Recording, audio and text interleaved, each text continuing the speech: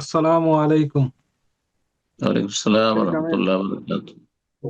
Dammam Khobar থেকে বলতেছিলাম। বলেন।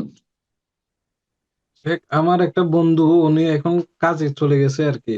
উনি এখানে থাকে। হুম। ওনার তরফ থেকে আমার প্রশ্নটা আর কি, ওনার ওয়াইফ, উনি বিয়ে করার 1.5 মাস পরে চলে এসেছিল হুম। সৌদি আরবে। তখন ওনার বউ পরকীয়াতে আসক্ত হয়। পরবর্তীতে ওয়ালাইকুম আবার উনি আসসালাম ওয়া আফিয়া। আস্তাগফিরুল্লাহ। পরবর্তীতে উনি এগুলা জানতে পেরে ওনার বউ ক্ষমা চাইছে। ক্ষমা চাওয়ার পরে চলে আসছে। উনিও মাফ হুম। করে দিছে, আসছে। এখন গত 1 বছর ধরে সৌদি আরবে আছে এখানে। তো হুম। উমরা করতে গেছে, ওই সময় মনান্দন তওবা করছে বা কথা দিছে যে এরকম কিছু আর কোনোদিন করবে না। ইদানিং সে গত 6 মাস ধরে বিভিন্ন ইউটিউবে লাইভে ঢুকে ছেলেদের সাথে কথা বলে। বিভিন্ন হিন্দু আস্তাগফিরুল্লাহ। মেয়েদের বিভিন্ন হিন্দু মেয়েদের লাইভে ঢুকে কমেন্টে কথা বলে। আবার ঝগড়া হইলে বারবার বলে যে তুই আমাকে ছেড়ে দে, তোর সাথে আমার যায় না, এরকম। মানে বারবার তালাক চায়, এরকম। হুম। তার সাথে ওর যায় না, তর্ক করে। আর স্বামীকে মনে অন্ধন, যে কোনো কথা বলতে, মানে স্বামী একটা কথা বললে ও 10টা কথা বলে, এরকম আর কি। হুম।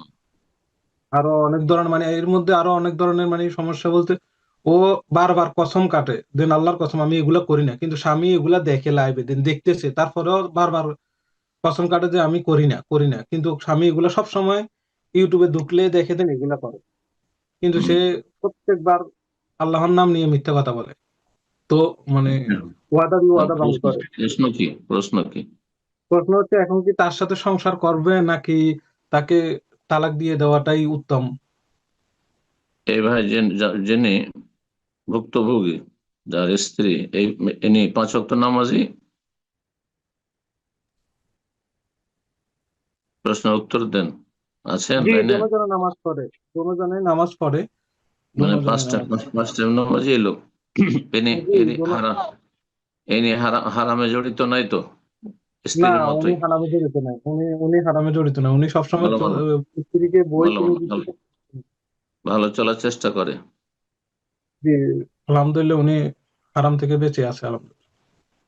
তো যদি এমনটা হয় যে উনি ভালো মানুষ, আলহামদুলিল্লাহ, 5 টাইম নামাজ পড়ে, দিন মেনে চলে, হারাম থেকে বেঁচে থাকে, হ্যাঁ, হারাম দেখা থেকে, হারাম শোনা থেকে, আর তার স্ত্রী এরকম চরিত্রহীন যদি হয়, আর তওবার ওপর যদি অটল না থাকে, হ্যাঁ, সে একবার ক্ষমা করেছে ঠিক আছে, কিন্তু তার উপর যদি সে অটল থাকতো তওবা করে, তাহলে তো ভালো কথা, কিন্তু সে তো অবাধ্য। আজকের আলোচনার বিষয়বস্তু এটাই ছিল, যদি এমনটা অবাধ্য হয় আর তাতে সম্ভব না হয়, উপদেশ দিয়ে সম্ভব হলো না, বুঝিয়ে আল্লাহর ভয় ভীতির কথা বললে, তার সাথে সম্পর্ক 3 দিনের জন্য ছিন্ন করেও কাজ হইলো না, আর তারপরে তাকে হয়তো হালকা মার দেওয়া যদি সম্ভব হয় আইনে, তাহলে মার দিয়েও কাজ হলো না, বা ধমক দিয়েও কাজ হলো না, তাহলে তালাক দিতে পারে। জি। তালাক দেওয়াতে যদি শান্তি হয়। আর অকথ্য ভাষার যে নারী স্বামীকে অকথ্য ভাষা বলে, তার সাথে সংসার করে কোনো শান্তি নেই, কোনো শান্তি নেই। যদি কোনো স্ত্রী স্বামীকে গালমন্দ করে, হ্যাঁ, মুখে মুখে উত্তর করে, তর্ক করে আর গালমন্দ করে, অশ্লীল কথা বলে, তাহলে সেই স্ত্রীকে নিয়ে সংসার করলে কোনোদিন শান্তি পাওয়া যাবে না, জাহান্নাম ঘরে। জি। আল্লাহ হেফাজত করুক। জি। এইরকম পরিস্থিতি হলে তালাক দিয়ে দিবে।